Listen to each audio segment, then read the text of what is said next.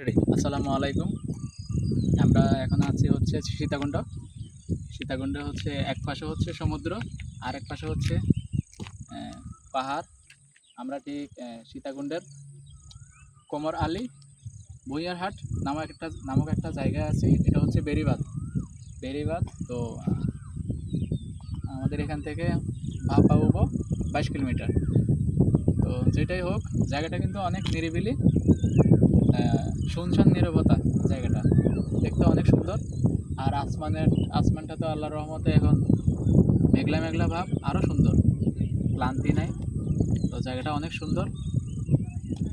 Depression বলতে যে হচ্ছে একটা কথা আছে, ডিপ্রেশন, মানসিক চাপ, আসলে কিন্তু নিরিবিলি এখানে আসলে, হয়তো প্রিয়জনকে নিয়ে আসলে সাথে, ওইটা থাকবে না, হয়তো ওইটা কমে যাবে।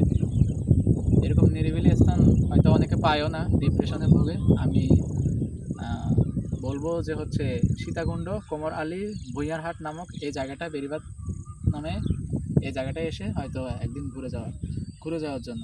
আসলে জায়গাটা অনেক নিরিবিলি। তবে শুধু জায়গাটা হচ্ছে নিরিবিলি বললে হবে না, নীরবতাও ঠিক আছে, তার পাশাপাশি হচ্ছে আবহাওয়াটাও চেঞ্জ। আবহাওয়াটাও কি আহ, আবহাওয়াটাও দেখতে হবে, আবহাওয়াটাও অনেক ঠান্ডা, এই জন্য হয়তো দেখতে আরও সুন্দর লাগতেছে।